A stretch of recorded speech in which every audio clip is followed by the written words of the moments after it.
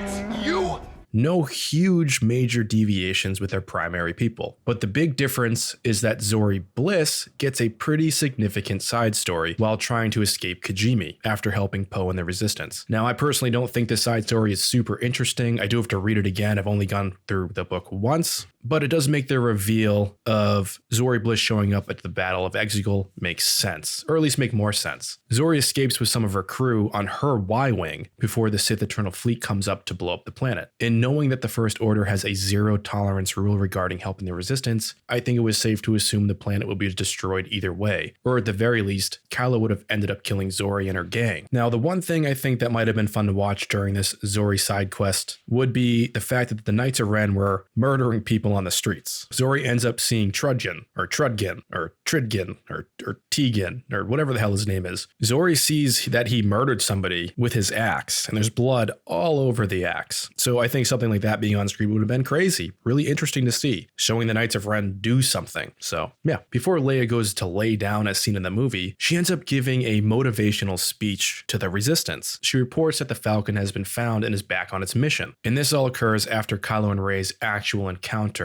aboard Kylo Ren's destroyer. And that Luke voice pops back up telling Leia it's time. On the Death Star ruins, Rey does attempt to reach back out to Luke, but again, she gets nothing. However, what's interesting is she can sense the duel between father and son inside the carcass of the Death Star, the Return of the Jedi duel. She could sense Luke's love for Vader. She could sense Luke's desire to turn his father back to the light. And oddly, during this scene, she also senses the fact that she's being watched, which was her dark side doppelganger. And another thing that was super interesting about Dark Rey in this novel was that the lightsaber design that Dark Rey uses is one of the original constructed lightsaber designs Rey had planned on making. And I'd say from here, the real big part of this book at this point is without a doubt Kylo Ren's turn and what exactly was going on. And thankfully, I don't think I was too far off the mark with my theory about what went down. Kylo was truly about to bring down a killing blow on Rey, but he freezes. The book cuts back to Leia, and Luke is telling her that there's only one thing left to do now, to reach out to Ben with the light. Just like Luke projected himself into Crate, pouring everything he had into the Force in order to achieve his goal from The Last Jedi, Leia would have to do something similar. And Luke reminds Leia that if Vader became Anakin, then Kylo could still become Ben again. In her death, Leia calls Ben to the light, completely forgiving him, letting him know and feel her love. And once he feels that love, he is immediately stabbed by Rey, who also subsequently heals him, saving his life. Kylo had no idea any healing of that kind was possible, or that his mother still truly loved him. The story Snoke had been telling him all these years was a lie. He was manipulated into believing his own family loathed him. But in the end, everything Kylo had come to believe about himself was undone by these two acts, and then completely solidified by the time he felt his father's forgiveness. And Kylo realizes that the light never really left him at all. It's interesting because Ben Solo has never felt as good as he ever did in that moment after Rey healed him. It's like she filled up his soul, in a sense, with good vibes. And on the flip side of this, when he interacts with his dead father, although it's a memory, Ben is afraid of what he's feeling. That being vulnerable for the first time in a very, very long time. And Han's caress to Ben's face, I'd say, was that final nail in the coffin, killing Kylo Ren. Ben Solo finally knew what he needed to do, what his destiny was, that he needs to get to Rey, that he needs to get to his light.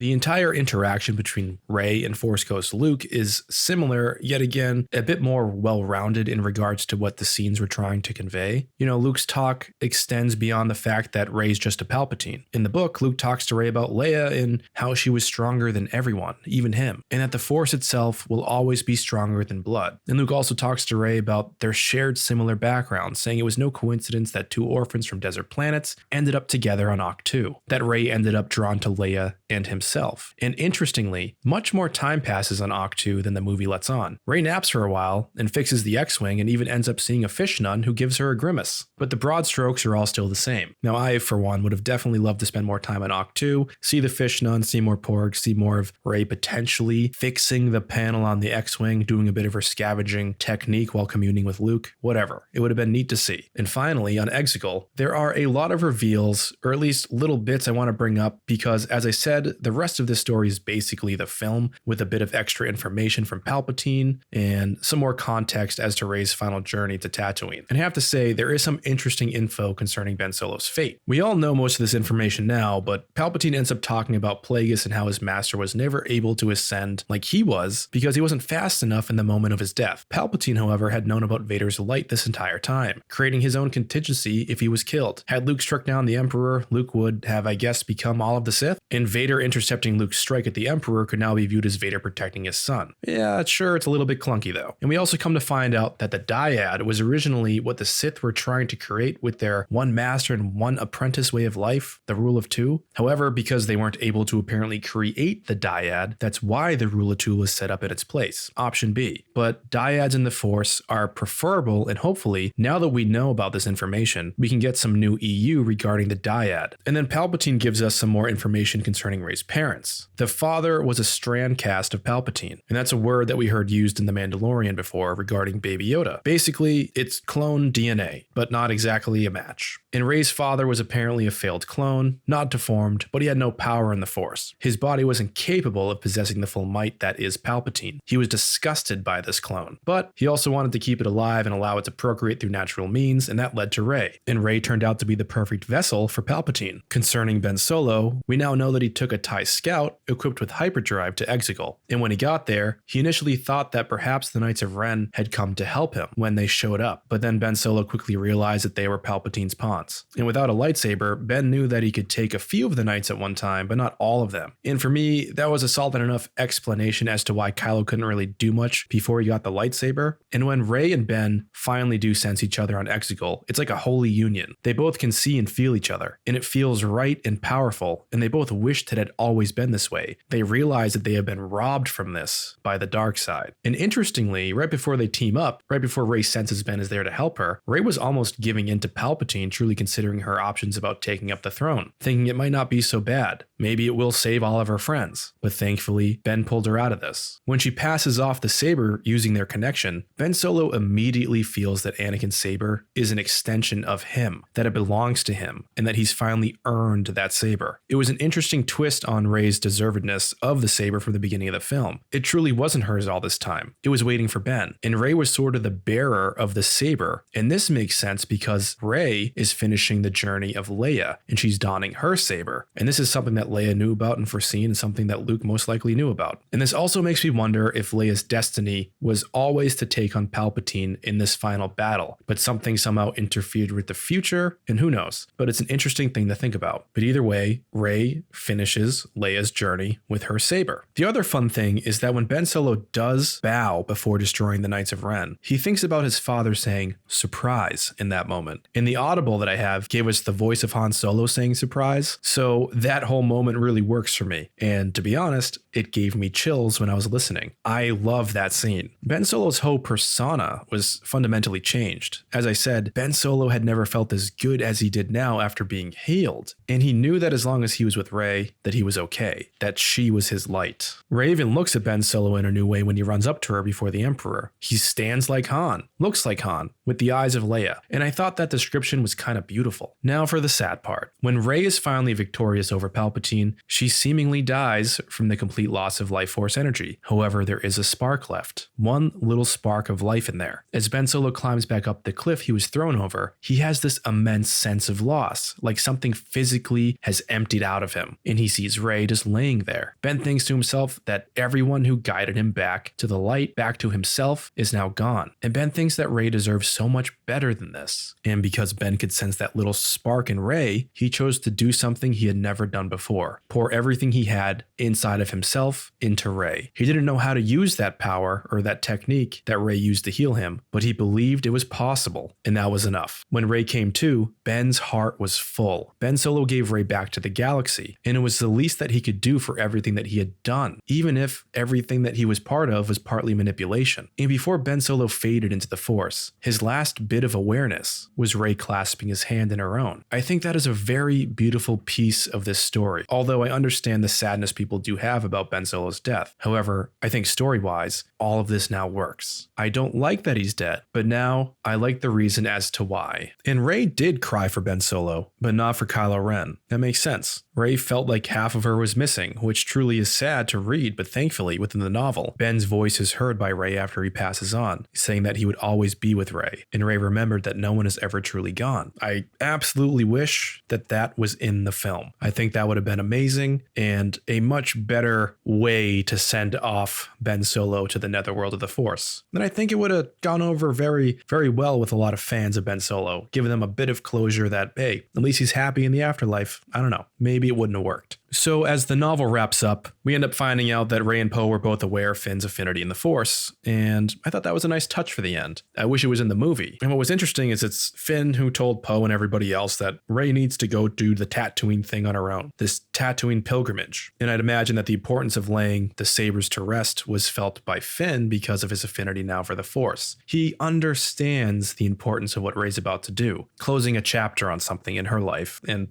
literally on the Skywalker saga. And the novel ends with Rey declaring that she is a Skywalker. So that's basically the big reveals or expanded parts of this final chapter of the Skywalker saga that I could remember that I took notes on concerning this whole novelization. I understand that for some folks, this story will never work. But for me, I am happy that I read this novelization because, like I said, it enhanced my enjoyment of this film. I think a lot of folks had extremely unrealistic expectations for the final film in the Star Wars saga. And on top of that, it was under the tightest deadline of all time. So after reading the novel, watching the documentary, watching the film again and again, I actually truly appreciate this movie. I do think a lot of careful consideration went into this final chapter, but sometimes things are better delivered from different mediums. I think The Rise of Skywalker is without a doubt a better book than it was a movie. So that's it. Thanks for sticking around with me for this very long video and this big deep dive going into the novelization. I know I didn't cover everything, but I covered the things that I thought were important. And yeah, I think I kind of went all over the place, but hopefully, like I said, you enjoyed this little recap of the book. I definitely suggest picking it up if you like the film and tossing it into your collection. May the Force be with you. AT-AT is signing off.